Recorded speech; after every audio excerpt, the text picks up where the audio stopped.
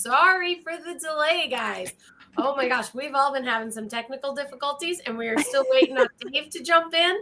It's like all four of us across the board.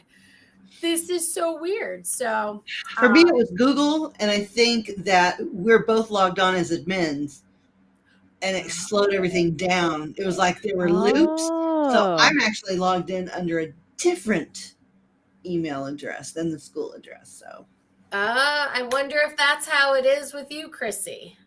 I'm logged in. Yeah, I'm logged in under my regular name. Okay, my regular so maybe that's what was going on, Michelle, but I'm not touching my camera. Right. Don't mess with it.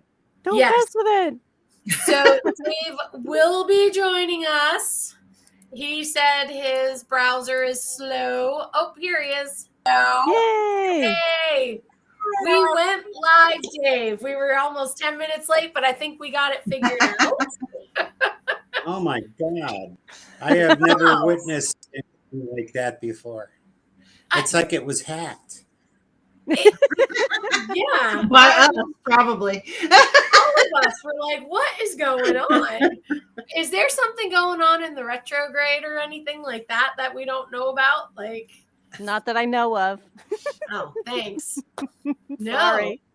So, all right. Well, they kept saying, anyway, I'm here. That's all that matters. You're here. We're all here. We are good to go. So this month, we've kind of changed things around. We had some stuff going on. I was away, then I was sick, then I was away, then I was sick. So it was like a last 3 weeks of a roller coaster for me. But we're doing a interview series the next 3 Mondays. And starting in September, we will have a fresh new, I don't want to say a look or a feel, but a fresh new look, I guess. Yeah, we're That's our mess. Are we decorating? You'll see this progress if you're following us on the Pet Pro or the new, which is now the whole Pet Pro educators. So this evening we are starting with Dave Campanella. And for those watching that haven't joined or been in, let me grab our chat here so that you can see what's going on. There we go. So we'll have our comments over here. And if you don't know Dave, by the end of this show, you will. I'm Dara Forleo, the administrator for the Whole Pet Grooming Academy. I am joined with Chrissy Newmeyer-Smith and Michelle Knowles this evening as well. So, Dave, we talk all about stuff. We talk, you talk about the dryers and all kinds of coats and shampoos and products and everything like that. So this evening, we actually want to talk about you and figure out, we just want to know, how did you get into this? Sure. The first step is marry a groomer. Married a groomer, Tracy, and he taught me everything about companionship and everything, and introduced me to the AKC and breeding dogs. If you leave 2 dogs alone, they kind of do it all by themselves. I don't see what the fuss is, but anyway, that's supposed to be funny. But we got it. She knew the founder of She knew the founder of Best Shot Pet Products. She used to groom his dogs. He'd be traveling back in the day, going back 35, 40 years ago. I mean, everybody was out all the time doing little hotel venues. It wasn't, what it is evolved to today. Right. So horrible condition.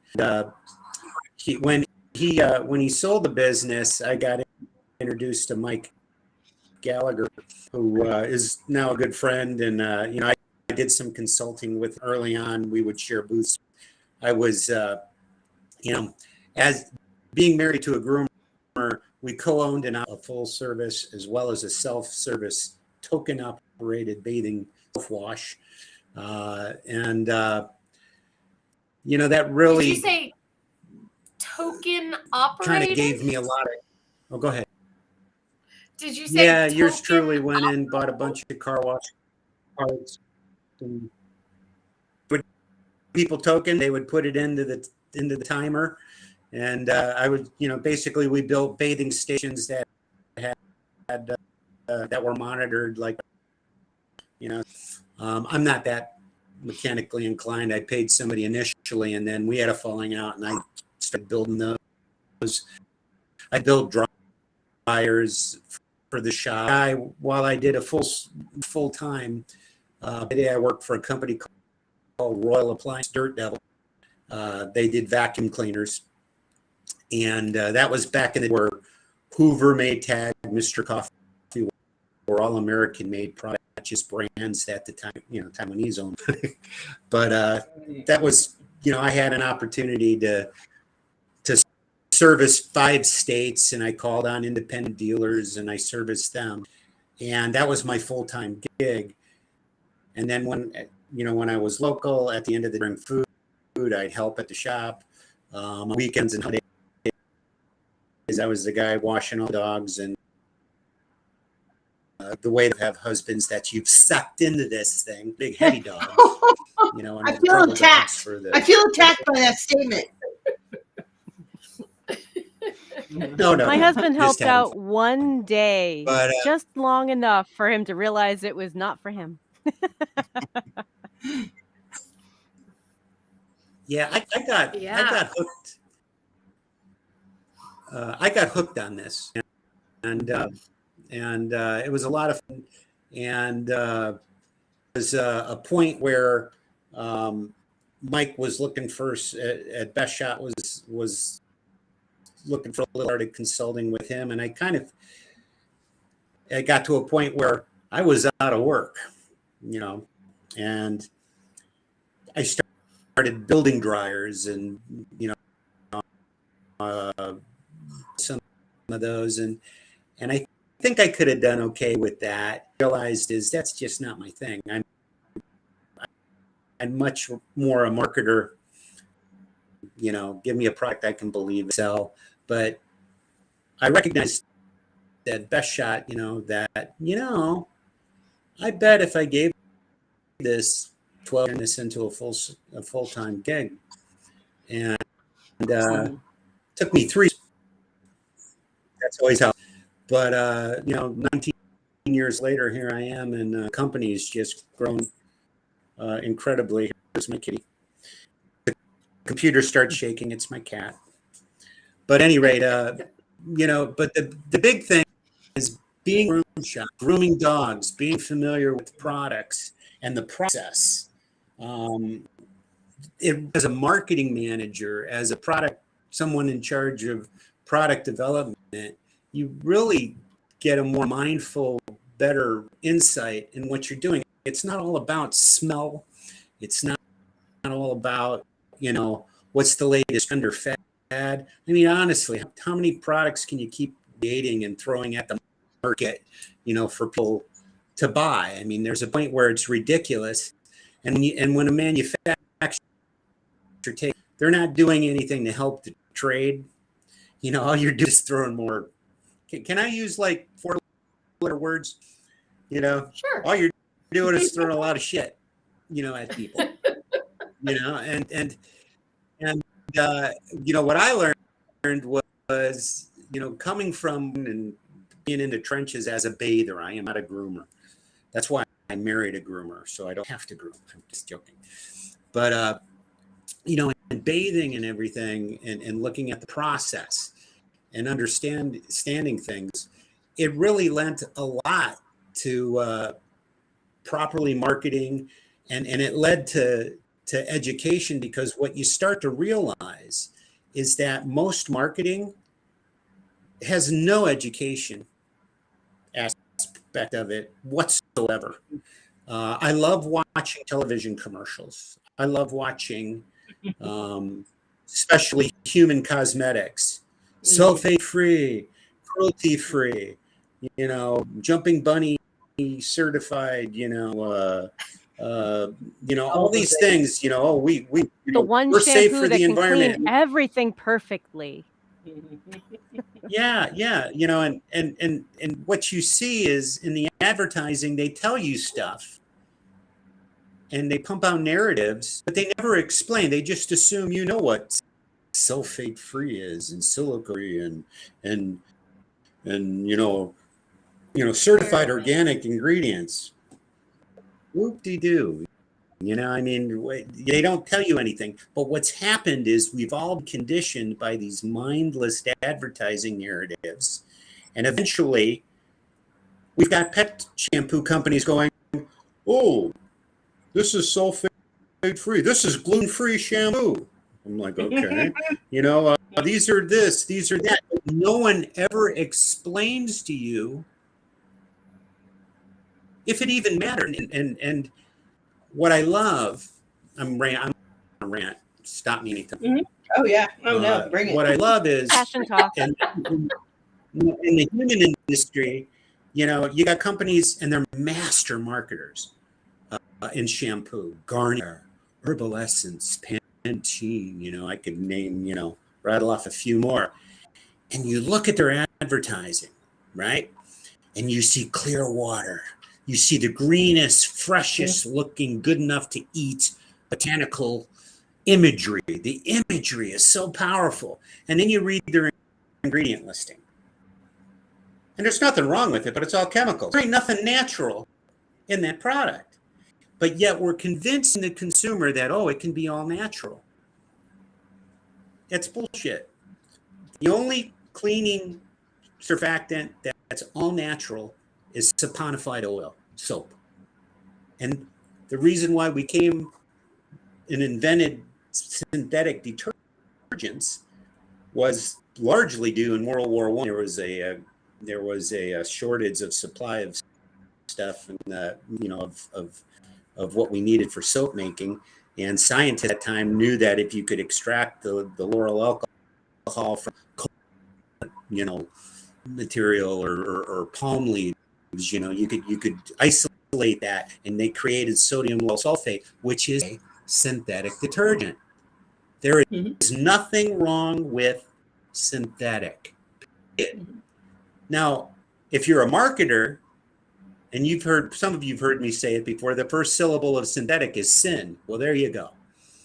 And that's what they harp on. But yet every one of those companies, Garnier, Pantene, natural, this and that, and now talking about superfood for your hair. And I'm like, what did you just say?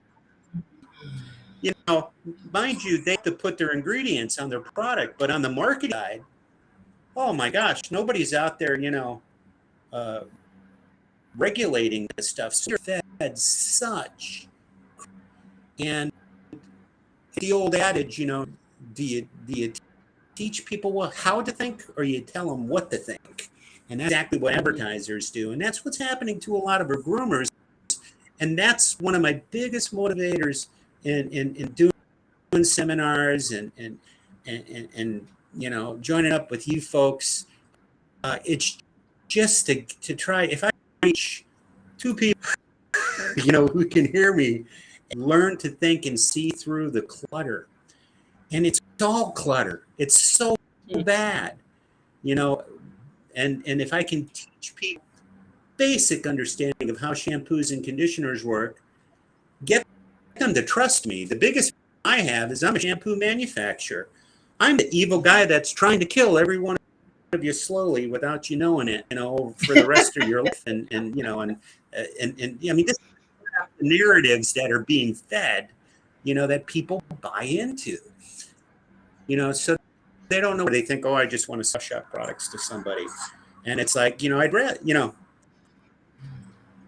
rather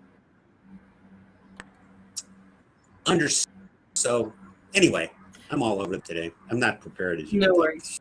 That's all right. Well, but, the thing is. Yeah. Go ahead. Do we have a delay? No. I was just going to say, sorry. No, it's just, there's simple things we need to know. We make shampoos complicated. We're all using way too much product, both too many types, in my opinion, and we're pouring way too much down the drain. And it's like, why is this shampoo manufacturer guy telling people this? For the simple reason, I learned something over, in my almost 60 years, and 40 years in sales. People buy from who they like and trust. Okay. Yeah. And if you want to be in this for the long game, trends, gimmicks, none of that leads anywhere. Okay. You're better. And if you're selling professional groomers who are entrusted to take care of other people's beloved pets, okay, you want to make sure that people are knowledgeable, that we have a curriculum, that we're using the right terminology. There's so many things there's so many things that are said but mean something else, which is BS. That's the worst thing. And so many of the new groomers just don't know, the risks involved in the profession. They don't acknowledge the realities and, some of the basics. But anyway, that's kind of like where I get all my energy from, just looking around.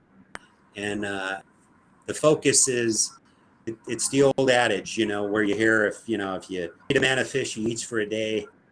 But if you teach him much, and what we're talking about here is if we can give you good information that's factual, that, it'll allow you to navigate through the wilderness when it comes to shampoo and conditioners, because I don't care how good of a groomer you are, how good your skills are, it all starts in the bathtub.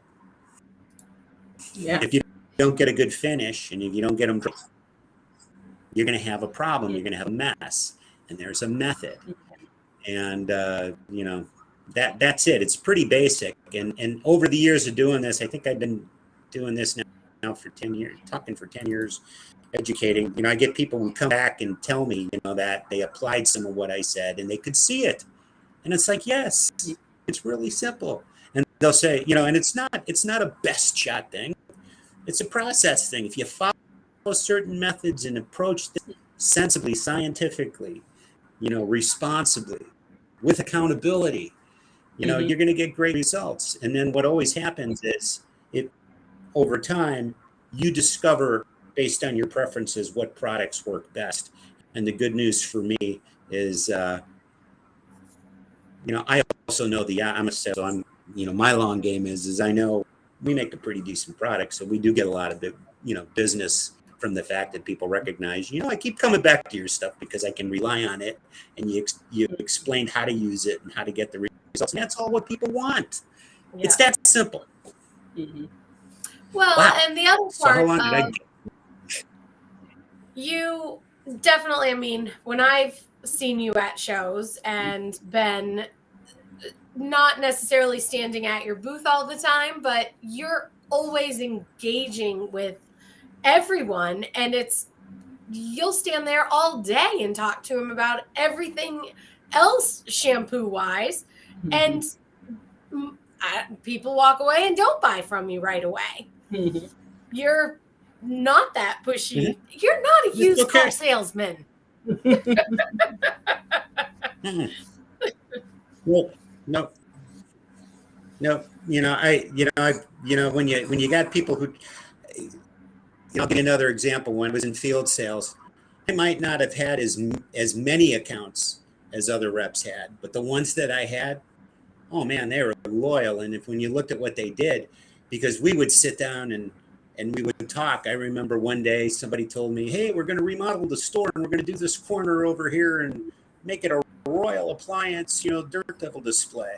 And I go, what color are you going to paint it? And they told me, and I looked at the carpeting and I looked at the ceiling and I said, how about you and I after work, we go to Sears Hardware and we look at some color chips. I'll buy the paint, and we actually had a pizza party and we painted the whole store a color that looked great for his display. And when he was done, he was so happy, but he couldn't believe that I took the time to do it, and I'm thinking to myself, well, I'm here. What's the alternative? I could sit at a bar at night or in a hotel when you're traveling, you just make the best of it.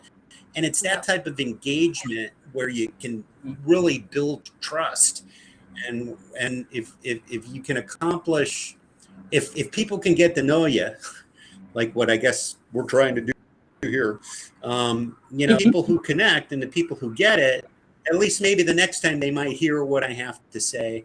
And trust me, folks, when I do seminars, I'm very well scripted. I have to be, for a number of reasons, because an hour seminar in this type of format would be like 5 hours. So I do a very good job of condensing things and being organized.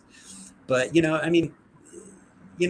the whole thing, because again, people buy from who they trust. But when it comes to education, it's the same thing. People will listen and from people that they trust. And there's so much, where I get a little concerned, and this will bite me, and I'm sure people will have certain companies in mind, and it's not my intent. I love everybody. But when you mix education with sales deliberately, like when you're selling a bill of goods, that can sometimes be, grounds for, disappointment, and, for some people, because you can't always just rubber stamp every groomer's forehead with education and have them go out and expect them to be successful. That's not how it works. You ladies have paid your dues. You know what I'm talking about. But if we can share some of these experiences and the mistakes and this is why we do it, and please trust me, and avoid the agony and the waste of money, because I always said, if you went to Hershey and you decided, we could have you $50,000 in debt before you even open the doors to your shop, and that's not always the best approach either, So anyway. Yeah. Well, if you're truly taking a scientific approach, let me breathe. I'll let you guys get a word. And you're really, wanting to know about your shampoo products or anything, the best way is to experiment. And if somebody says this is the way you do it, but you can't create it, you can't recreate the process, and you try over and over and over again, something that is true generally, more than one person can recreate it in a separate set of circumstances. So, if there is a technique and it's valuable and everybody tries it with various different products, we can assume, if we have enough data, that the majority of us can recreate that technique successfully. That would be a truth or a technique that works for the majority of people. So, years ago, go ahead. Years ago, I met Dave at the New England show. And I approached you with, I ended up getting like a 2-hour seminar by myself, which was awesome. But I approached you with questions that my customers had, some very specific questions about their own allergies, about their own sensitivities to perfumes, what hypoallergenic means, and if that's helpful. And I think that if anybody hasn't met Dave, any of our viewers out there haven't met Dave, it's really nice to talk to someone who's going to tell you why it's in there.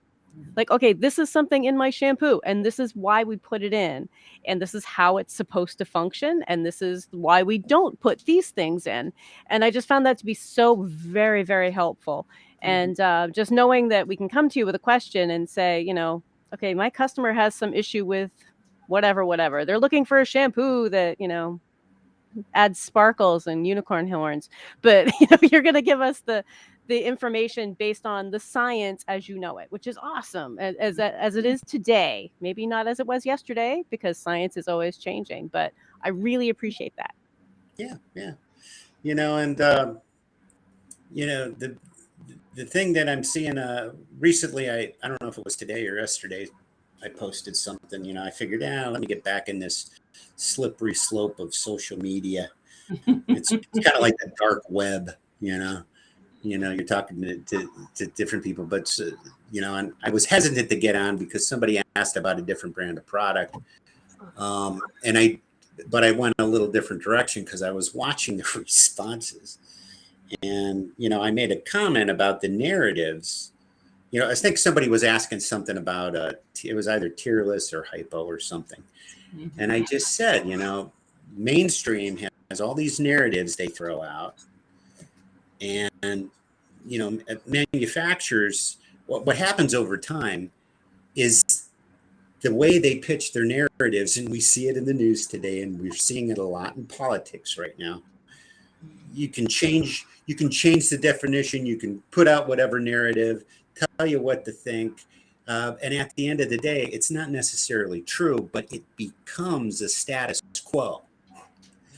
So when you hear people throw out buzzwords, now these things, they've cheapened the whole process, because how many bazillion shampoos out there? I got news for you, okay? I'm going to rip the metaphoric Band-Aid off, okay? There's not a lot of differentiation between shampoo, period. There's only a few ways to do things, and what I tell people, what I tell professionals are, if you have a basic understanding, you realize how much of this stuff is hooey. And there's this thing that's an accepted term in marketing and in shampoo called claims ingredients. And that's all they are. You want to just be able to make a claim. You want to be able to differentiate your product from this guy's product. And then unfortunately, somebody who doesn't know any better comes in the scene, some young person, and they want to work for, it's their first job, or they're an intern, and they get fed the company narrative, and they go out and they profess this stuff. And I'm sorry, it's all a bunch of bullshit. What's actually cleaning the dog is something most likely other than certain claims ingredients. Not in every case. I know I don't want to oversimplify this and gloss it up. But sometimes it's 2 drops per gallon just to say that they added it. Yeah. I go as far as to say that the majority of products out there are maintenance products, and a handful of them are actually therapeutic. I'll throw that in there. And if you have a performance product, if you're selling performance products, in other words, if you're selling to groomers, you're looking for results. Wouldn't it help if somebody explained to you some good suggestions how to use it to net the results you're looking for? Nobody does it. It's still all about scent. It's all about this buzzword. And if I hear made by groomers for groomers and this and terminologies, that slogan's been thrown around so much, because, the bar is really set in the pet industry as far as, some of the marketing slogans and things like that. And really, at the end of the day, what you're looking for is performance. And I see so many groomers. Somebody went on, hey, I'm looking for this brand, and, is it worth the price point? That's what they said. So my question was, what price point are you looking for? What's your, could you be a little more specific? Because if you, but people throw out words, they don't even know what they're saying, and that's not their fault. They don't know what they don't know, but it's part of this culture we're in, where they're throwing all this status, and nobody's taking time to think. It's so important as groomers, that we don't have this problem. I'll give you a couple examples of what got me excited about this too, because we've got some comments going in there that have some questions too. Oh, good. Did I get everybody riled up? I hope so. Okay. Let's answer some questions. All right. So that's the point of it. Tiffany, I don't know if you can still see it, so I'll just show it really quick. Here's what Tiffany's asked for you.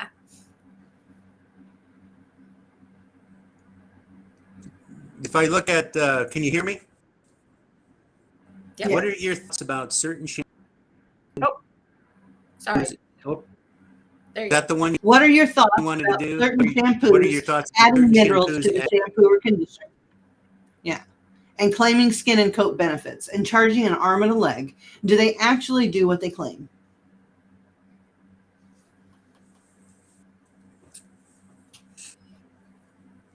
Some of the minerals have some benefits, but you got to look at the surface base. If it's a shampoo, if you're cleaning, it's just like you can go a little too crazy on a shampoo, because why are we using the shampoo? We're using the shampoo to get the filth off, essentially, right? So we should be really looking more at conditioning, and some of those aspects, and where you're going to see the real benefits. in finish, I call it finish effect. It's the desire that you're looking for, end result, finish effect, that you're going for. I would look at the base conditioners, and there's really a handful. And then there's some of the different, different ones, silicone copolymers and different things, and some of those can do some amazing things. And when you throw a few of these minerals in with those types of bases, they the silicone, some of the different conditioning bases, the cetyl alcohols, which is in every conditioner practically, and the panthenols, there's so many different ones out there. But think of them almost like in that application as a carrier oil. Okay. These minerals are going to do, have a little better effect and actually get deposited because of the good conditioning properties that are being used. Most of the finish effect that you see is in the selection that the formulator goes for their base, conditioning, the humectants, the silicones, the emollients, any of the claim ingredients is kind of, ice ache. I'm going to tell you, I'm in answer to the question, yeah, they can have an effect, but the key is, did they shortcut their base and the quality of their conditioning? What are they using? That's where the real answer lies. But in our industry, unfortunately, we're claims ingredients all over the place. We're just throwing shit up against the wall, to try to get somebody to bite and get a sale, And I love when I see, companies have, sorry guys, when they have like 100 different SKUs, and it's like, oh, I'm looking for this type of conditioner. Oh, here you go. I'm looking for this type of conditioner. Here you go.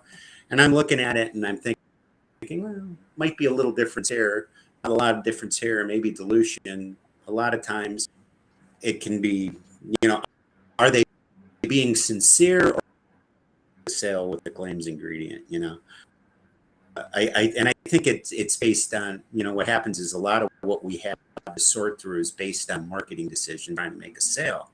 Nobody's trying to benefit the groomer with products that actually perform. And from a marketing standpoint, if providing the benefit, you're going to have more happy customers. If the focus is on selling more product, what's the end game? Eventually that starts to go backwards. And like my favorite thing now is you see buy 3 get 1 free, and I'm thinking, why would a manufacturer do that? Because everybody's going to want buy 3 get 1 free, and they're never, you just painted yourself in a corner, and that's all anybody's going to ever ask for. And now they're focused on price, and they're not focused on doing the job. It just, it's a mess. It's a hot mess. Is this making any sense? Yeah, it's making sense. And I agree with you completely. And I'll reiterate what I said before. The majority of products out there are maintenance products. They're perfectly fine to cleanse the dog or the cat or the bat or the rat, and to condition them and replace oils that we've washed away. And most every product has a place in maintenance. And there's a handful, yes, Tiffany, that absolutely have minerals added. They are beautifully done. The formula is really great, and they're very therapeutic. So, but I'm going to say handful out of the thousands that we deal with at shows all the time. A handful are absolutely therapeutic. And you don't have to be a PhD to understand shampoo. You just got to understand the basics. And if you stick to the basics and you start netting the results, you can kind of build from your experience from there. Somebody said something about they were using Scout's Honor. I'm not even going to touch that one. Oh, I was going to go to that company for you. I'm not sure if there was, I know Mindy's in there watching somewhere, and I don't know if this is Mindy or somebody else, but this comment, and then it's followed by the lady.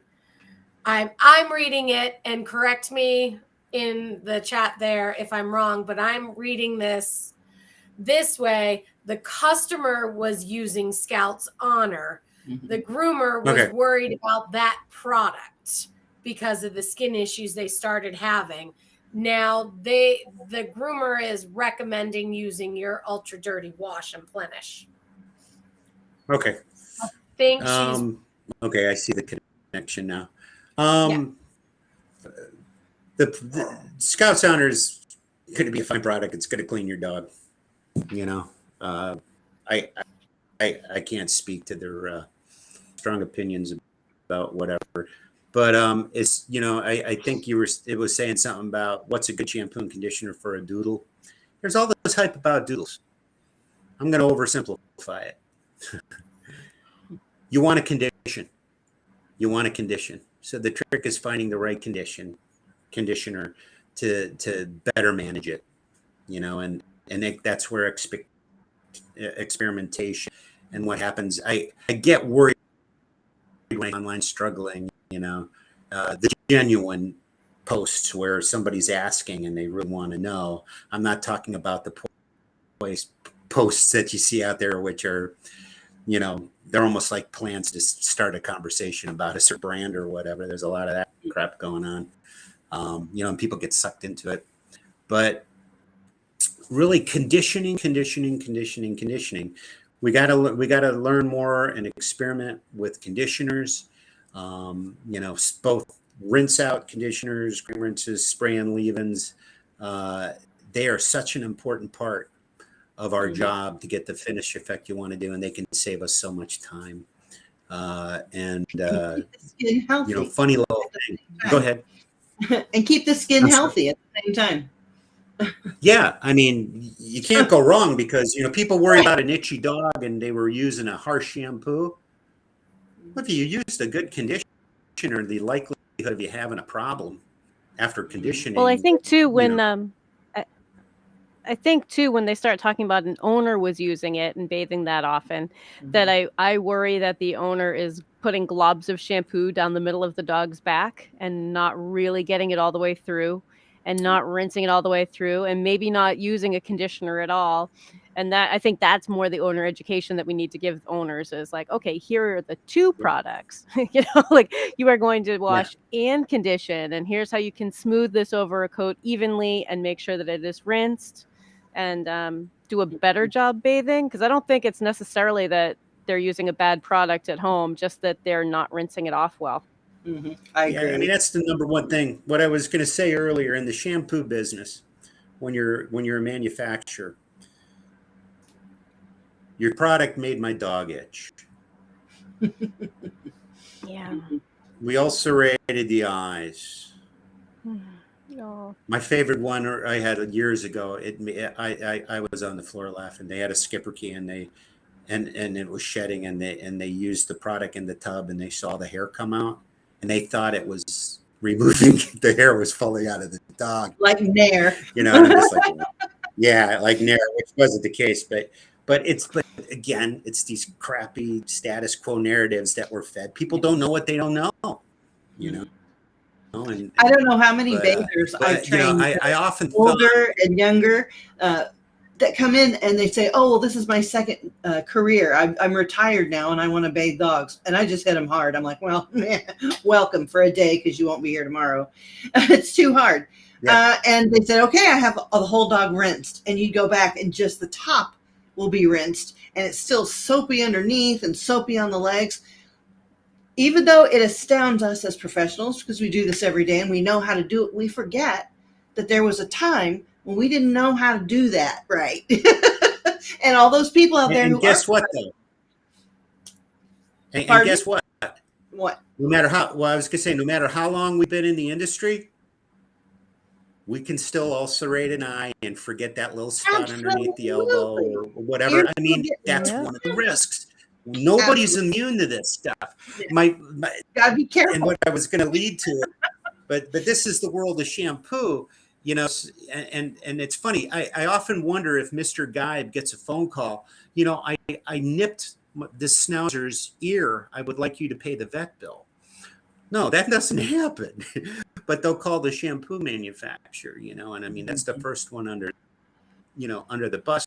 And it's like these are rinse off products. Funny thing happened if you know, and I'm not recommending anybody go home tonight and get some Head and Shoulders and lather up their hair and not rinse it off and put a plastic thing over the head and go to sleep and wake up the next morning. You're going to have a major problem. These are rinse-off products, but people don't understand, you know. And it's and then you got narratives like Tearless. It's not wash.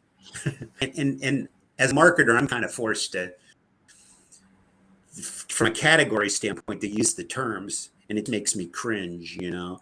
And you know, I see different things out there. What do we got? Do you condition hand strip dogs? Does it soften their coat? I do. I absolutely do. Yep. Yep. Conditioning every dog is key. And see, here's the thing with conditioners. You have, you know, it's kind of a Kelly Blues. So Dave, you show Kelly, you and your wife show and breed my wife Kelly does. Blues. She gets all the credit. They're hand stripped. Yeah, we have Kerry Blues. No. They're not hand stripped. Oh, they're okay. Kerry, yeah, they're not, but that's okay. But you can condition everything. When it comes to conditioners, you get this confusion. Again, people don't know what they don't know. If you condition a dog, it's too soft. Well, technically, a healthier coat is going to be softer than an unhealthy coat. You know, a healthy wiry coat may have a little more of a silky or softer feel than if it's hydrated and treated right, you know. And what people don't understand about conditioners, if it's too soft for you, I'm trying to figure this one out, and I would love to work with some of you ladies. Dilution rates are garbage. Yeah. It's worse than the Pirates code. Dave, it really depends on the oil that's used in the conditioner or the combination of oils that are used in the conditioner. Plus, what emulsifier they use to marry it to the water, because you're dealing with porosity or you're dealing with different kinds of coat type. So that's when it comes in knowing your oils. But again, my job is to look at it even from a simpler level. What people forget is you can take an 8-to-1, 10-to-1 conditioner, 6-to-1 conditioner. You can dilute a conditioner 30, 40, 60, 80-to-1. Because it's not a matter of the cationic ingredients and actives in that product bonding to the hair and skin. My point here is, if it's too soft, stretch it further. Forget about dilution rates. It doesn't mean anything. We're in this habit, marketers, and our company's guilty of it. I'm guilty of it. It's so much easier. You know, it's 8-to-1, 10-to-1. But people don't experiment with dilution and what you can do, because it's the finish effect that you're going for, Michelle. Yes. I think part of the problem is that for such a long time, whether you've been grooming for a long time or you were just trained by someone who's been grooming for a long time, for such a long time, conditioners were only for mats and detangling. So there's this legend, this mythos now, that conditioners are for detangling, and they'll make your dog slippery and soft and gooey and I mean, I know when I first started, you used conditioner on very few dogs. And that knowledge has been being passed down, whether it's true or not.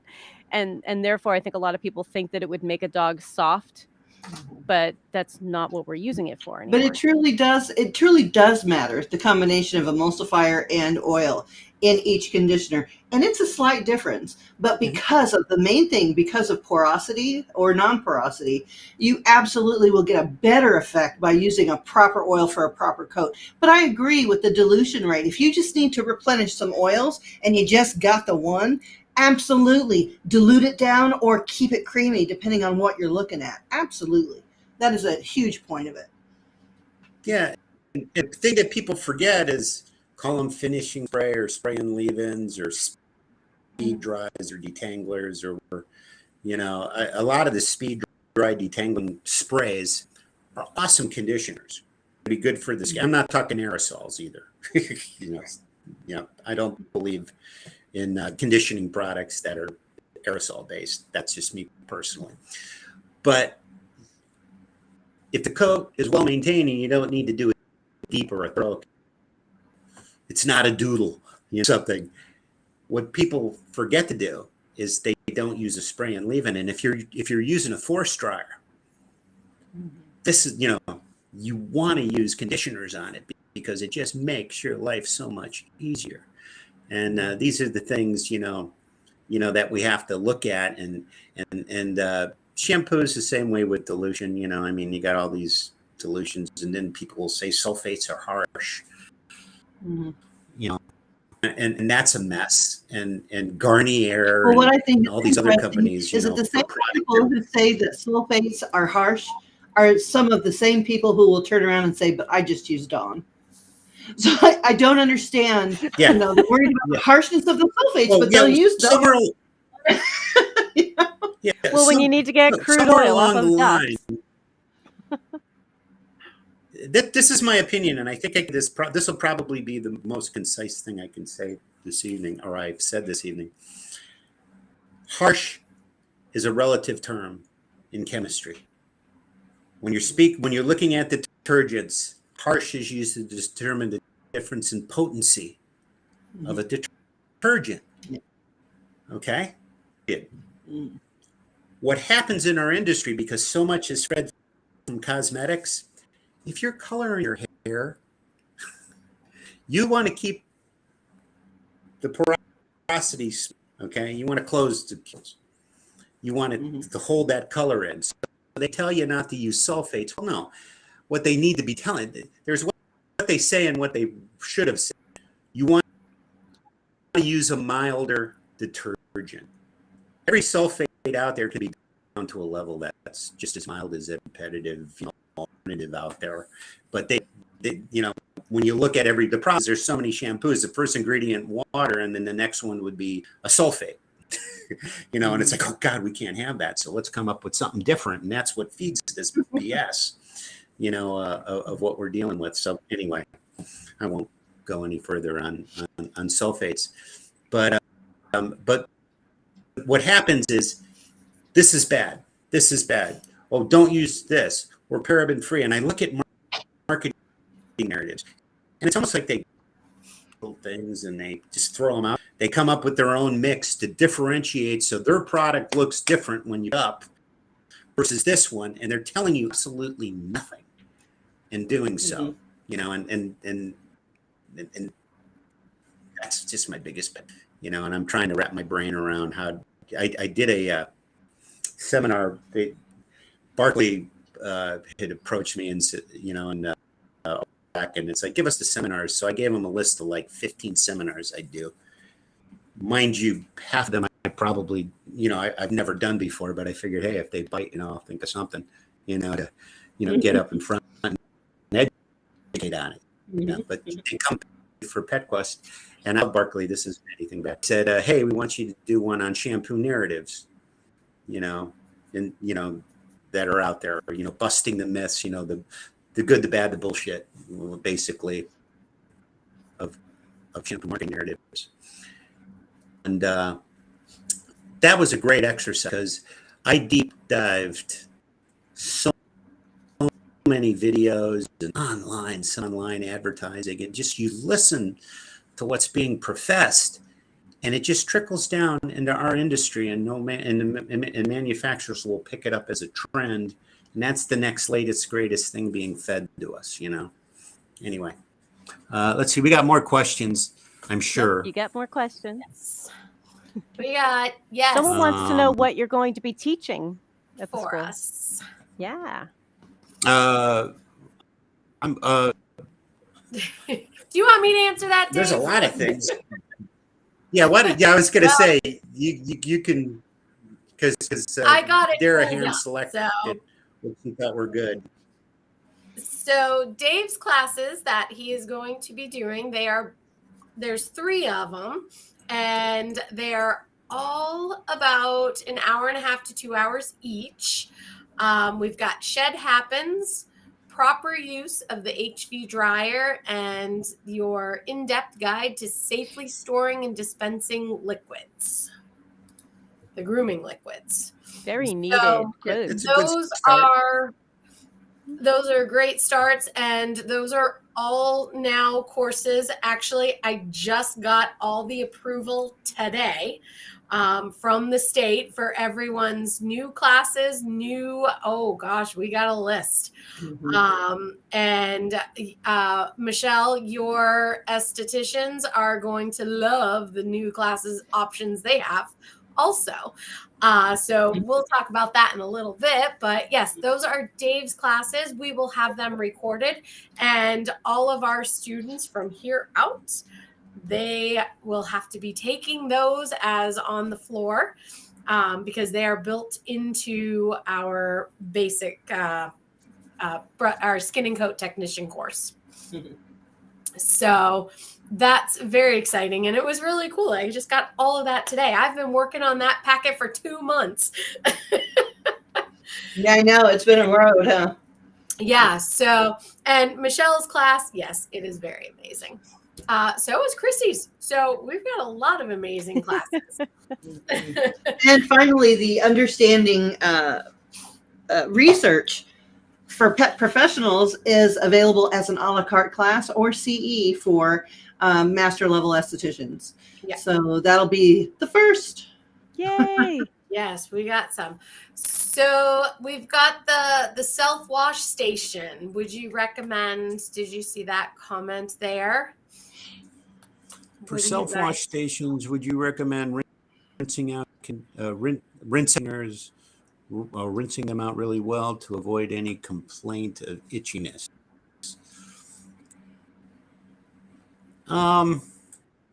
Depending on the conditioner you use, and I think it's, if you're using a conditioner, if they're using a conditioner in a self-wash, that's a good thing, because that's going to get a lot of the detergent and any of the surface of greater concern on coat. And those conditioners are actually a good thing. Conditioners, I mean, Michelle, you could probably think of some isolated cases, an allergic reaction where conditioners create itchy situations. I cannot think But I would of say, one as in general, if you're following up into it, yeah, I can't think of one. in My entire career that they've been itchy over conditioner. However, most of the time, if they're itchy, it's because the shampoo didn't get rinsed off well enough.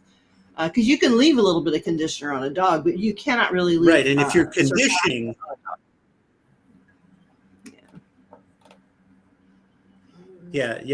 so actually concisely, I would recommend following up with a conditioner in a self-wash to avoid and minimize the likelihood of itchy dog scenarios. That's one of the advantages Maybe of just using have a nice little conditioners. instruction sheet saying that when you're ready to stop rinsing, rinse one more time on shampoo and conditioner. Why not? Yep. For the novice, because they don't know. Yeah. But one of the things that the students found really hard is on the floor, when I was still on the floor 2 days a week at Portsmouth. But one of the things that students find really difficult is just getting that dog wet. And a lot of owners, I keep telling people, I'm like, it's surprisingly difficult to get a dog's skin wet. Mother Nature's trying to keep that dog dry. So owners are accidentally putting globs of shampoo on dry skin and then not rinsing it out. So if they have a conditioning step also, I think that would encourage them to just add more water and do more rinsing. Yeah. Rinse. Mm. Rinse. Yep. Yep. I was just going to ask if you guys had anything to ask Dave also. We're coming down to our wire. No. Anybody out in viewer land have any other questions? That I know this was supposed to be about you, but it kind of really was about you, because Absolutely. This is you. They will talk about shampoo products. Okay, he will. I see guitars in the background. Yeah. Oh, thank you.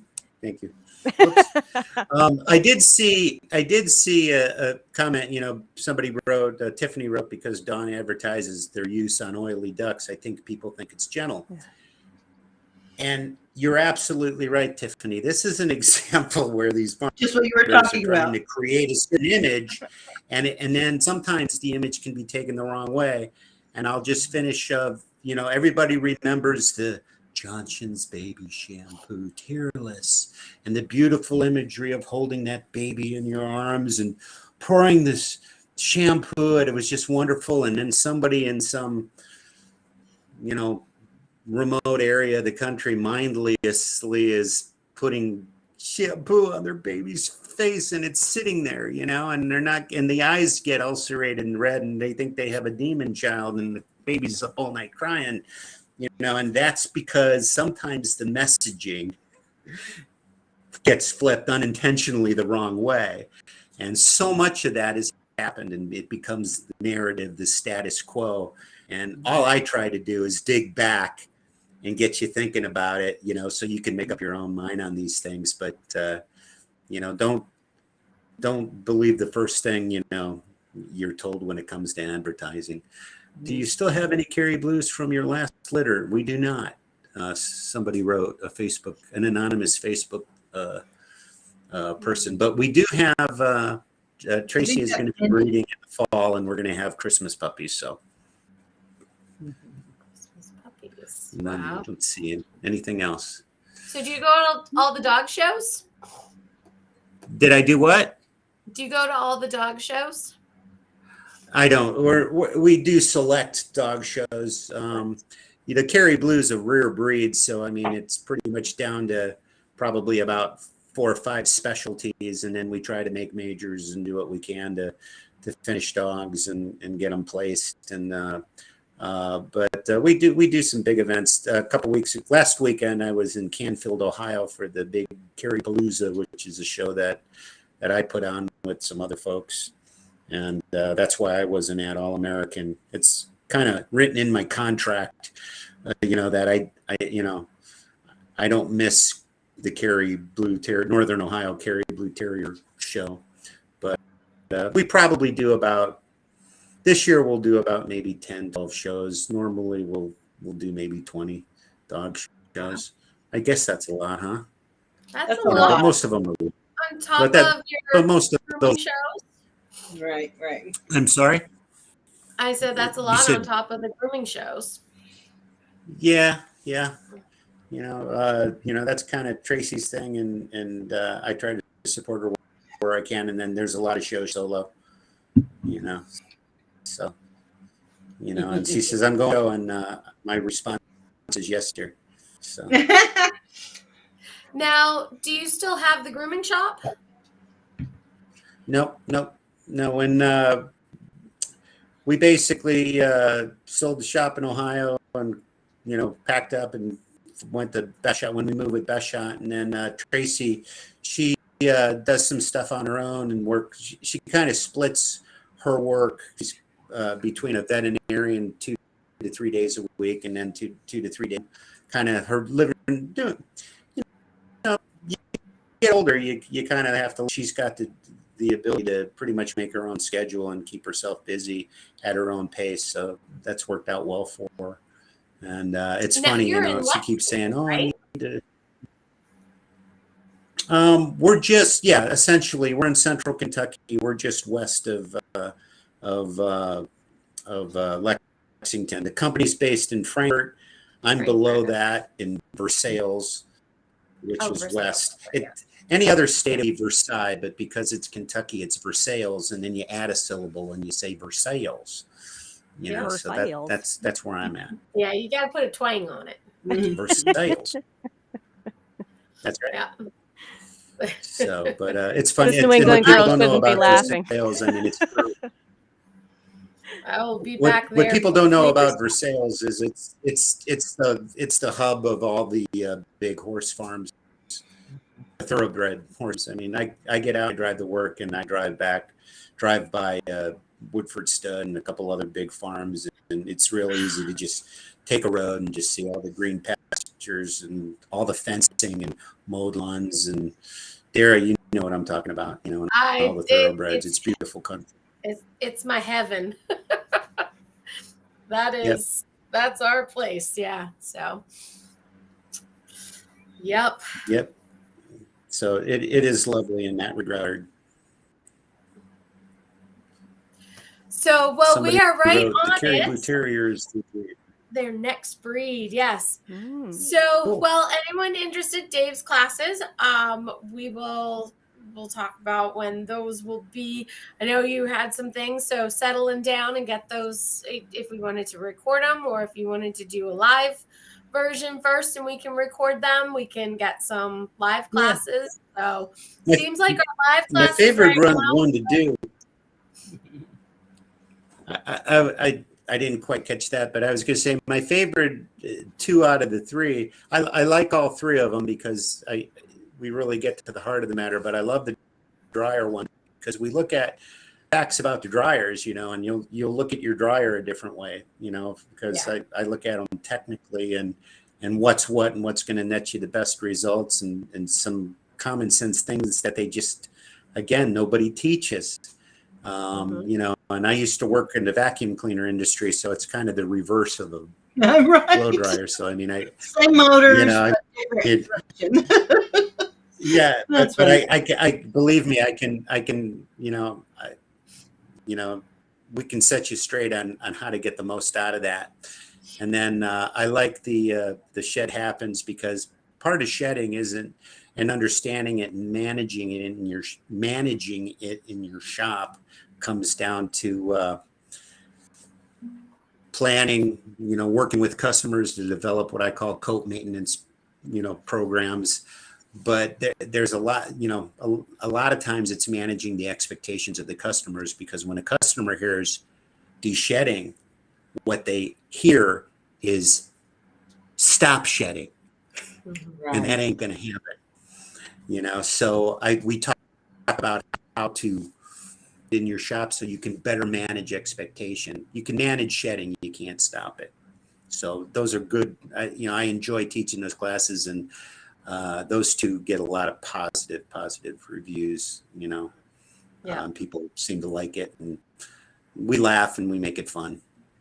Yeah, I've been to several of Dave's classes, and I've never been bored one time, and I always learn at least 2 things that I never thought of before.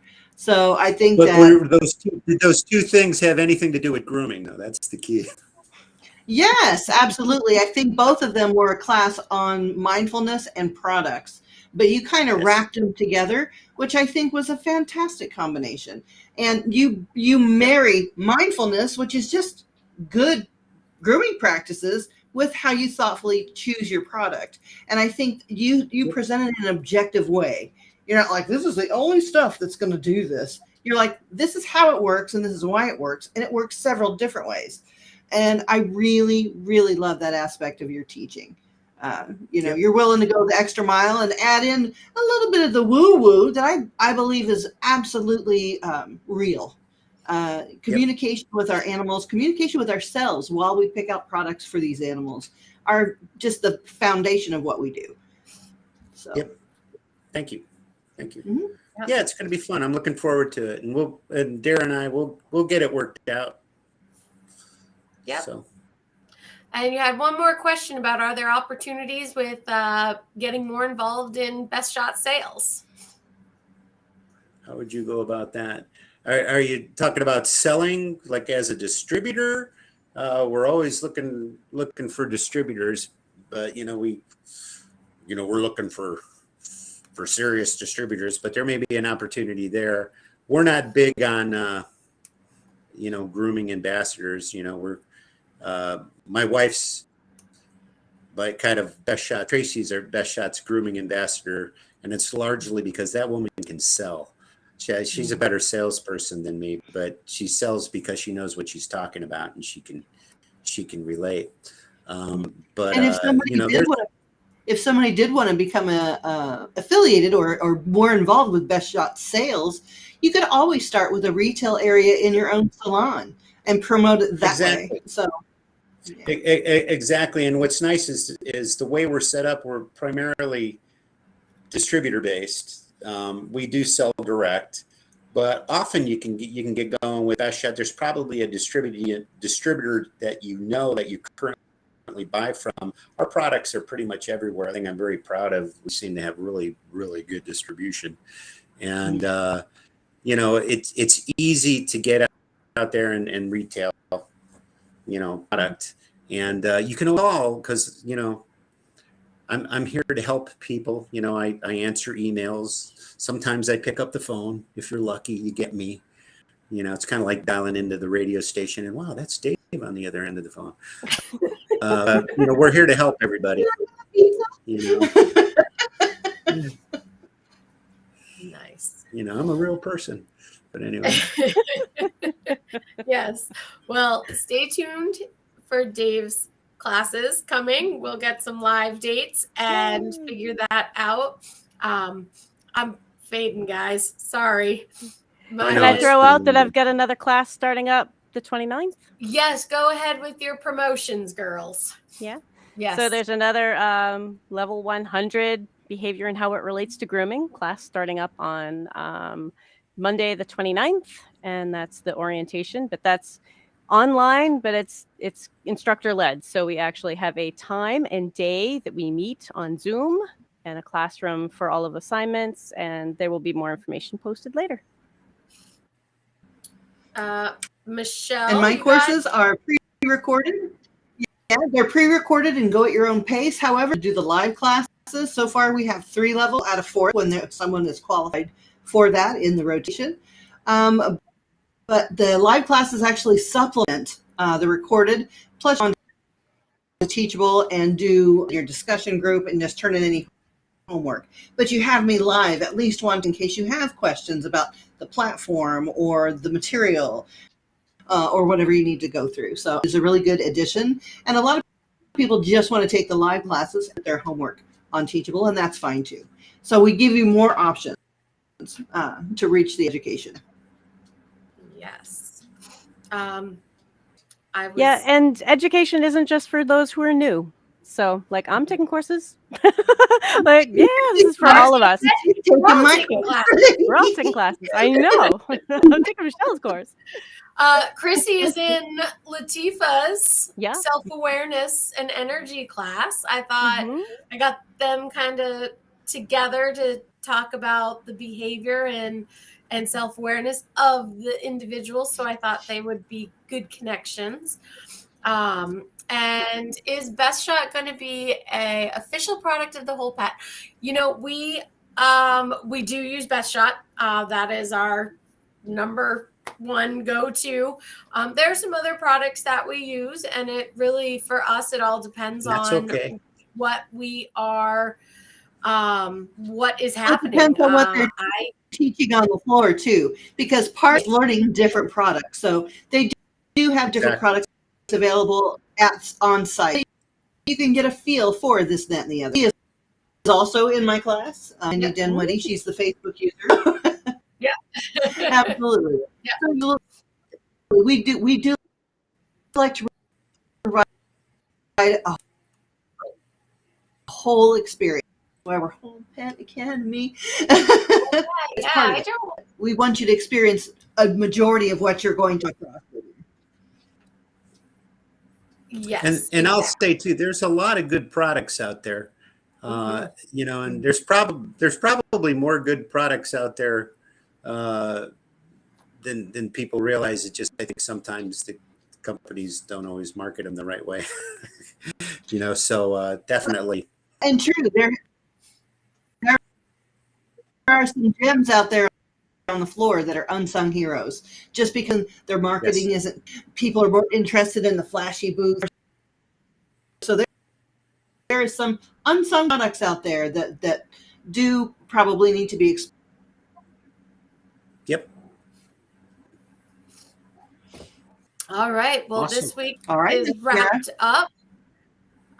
Next week, we will have Gabby Finney on, and she is going to be talking about, as most of you know, Gabby is one of my first graduates from the Academy, and she has her own grooming expo now, the Teton Grooming Show, and heard wonderful things about it, and I could not be more proud of Gabby and what she has done with her career and how thrilled I was to be a part of her startup and one of her mentors, and to watch her grow and blossom. I love it. Love it.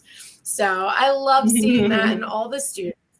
I might not be on the floor and active with them, but I get progress reports. And as Christy knows, I am the eye in the sky, and I do see things. So I hear things and I know things. There are